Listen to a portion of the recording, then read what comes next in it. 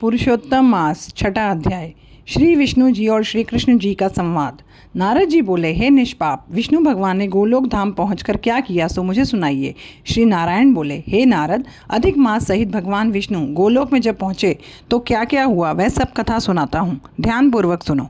गोलोक में ज्योतिर्मय भगवत धाम को ज्यों ही विष्णु जी ने दूर से देखा तो उनके नेत्र उसके तेज के कारण चकाचौंध हो गए।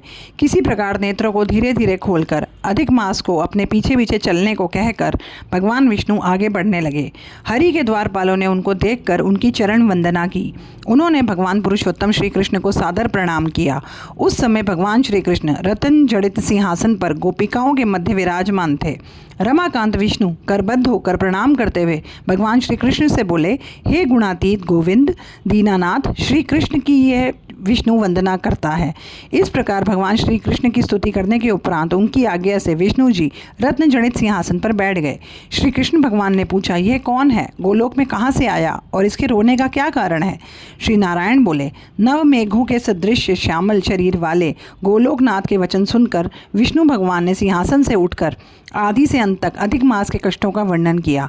श्री विष्णु जी बोले, हे श्री कृष्ण, यह स्वामी रहित है, आप इसकी दावाग्नि को दूर करो। यह अधिक मास है, इसमें रवि की संक्रांति नहीं होती, इसी से यह मलिन है और शुभ कर्मों के लिए त्याज्य है। क्योंकि इसका कोई स्वामी नहीं है, इसी से स्नान दान आदि शुभ कर्मों के लिए त्याज्य किया गया है। 12 महीनों कला काष्ठादि उत्तरायण दक्षिणायन वर्ष ये सभी तो स्वामी वाले हैं, अतः गर्व से सभी इसको अपमानित करते हैं। इसका यह महादुख आपके अतिरिक्त कोई और दूर नहीं कर सकता, अतः ये आपका शरणागत है। सूत जी से यहाँ तक का प्रसंग सुनने के पश्चात ऋषियों ने कहा, हे सूत जी महाराज, आपके मुख से सुनकर हम हरि की अमृत रूपी कथा का पान कर रहे हैं। हे सूत जी, विष्णु और श्री कृष्ण का संवाद तो सर्वलोक के उपकारार्थ है, सो कृपा कर उसे हमें विस्तार पूर्वक सुनाइए। छठा अध्याय समाप्त। पुरुषोत्तम मास सातवां अध्याय। श्री पुरुषोत्तम मास की महिमा। श्री पुरुषोत्तम भगवान श्री कृष्ण ने कहा, हे विष्णु, आपने यह उचित किया जो मल मास को मेरे समीप ले आए। इससे आपकी लोक में कीर्ति बढ़ेगी। जिस प्राणी को तुमने अंगीकार किया है उसे मैंने भी अंगीकार कर लिया। इसको मैं अब अपने ही समान श्रेष्ठ कर दूंगा। मेरे सभी गुण, कीर्ति, अनुभव, क्षयों, ऐश्वर्य, पराक्रम, भक्तों को वरदान देने की शक्ति आदि, जिनके कारण मैं प्रसिद्ध पुरुषोत्तम कहलाता हूँ, उन सभी को मैं इसे भी प्रदान करता हूँ। मेरे पुरुषोत्तम नाम से यह मास भी प्रसिद्ध होगा। भगवान श्री कृष्ण ने आगे कहा, अन्य दूसरे मास तो सकाम है, किंतु मैंने इसे अपने समान लोगों का मोक्षदाता और निष्काम बना दिया है। जो व्यक्ति इस अधिक मास में पूजा करेगा वह अपने समस्त कर्मों से मुक्ति प्राप्त करके निस्संदेह मुझे प्राप्त करेगा। यह पुरुषोत्तम मास अब बिना किसी परिश्रम और कष्ट के मेरे पद को पा गया है। इसको पूजने वाले सब व्यक्ति भी केवल एक मास के पूजन और व्रत से बिना कष्ट के जरा और मृत्यु से रहित होकर परम पद को प्राप्त करेंगे।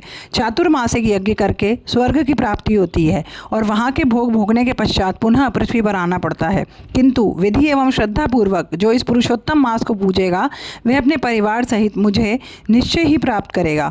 मुझे प्राप्त कर वह जन्म मृत्यु आदि व्याधि एवं जरा आदि सभी से मुक्त होकर उस संसार में जन्म नहीं लेगा। मेरे परम धाम को वह धाम बतलाते हैं जहाँ से फिर आना नहीं होता। हे विष्णु, भक्तों की पूजा मुझे प्रिय है। मैं अपने भक्तजनों की कामनाओं की पूर्ति में कभी देरी नहीं करता, परंतु इस मास के भक्त मुझे और भी अधिक प्रिय होंगे। मैं उनकी मनोकामनाओं को और भी शीघ्र पूर्ण किया करूँगा। जो मूर्ख जीव इस अधिक मास की उपेक्षा करेंगे, उसमें धार्मिक कार्य संपन्न नहीं करेंगे, वह नरक में जाएंगे। जो तृतीय वर्ष के पश्चात आने वाले अधिक मास में इन धार्मिक आचरणों को नहीं करेंगे, वह कुंभी पाक नरक को प्राप्त होंगे। अंत में भगवान श्री कृष्ण ने कहा, जो भी इस पुरुषोत्तम मास में मेरी भक्ति पूर्वक पूजा अर्चना करेगा वह संपत्ति, पुत्र पौत्र आदि सभी सुख भोगता हुआ अंत में मेरे इस गोलोक धाम को प्राप्त करेगा। हे रमापति, इस मास के विषय में आप चिंता ना करें, आप बैकुंठ लोक पधारें और इसको भी अपने साथ ही ले जाएं। श्री नारायण बोले, इस प्रकार विष्णु भगवान श्री कृष्ण के मधुर वचनों को सुनकर अधिक मास को अपने साथ लेकर गरुड़ पर विराजमान होकर बैकुंठ को पधारे। सातवां अध्याय समाप्त।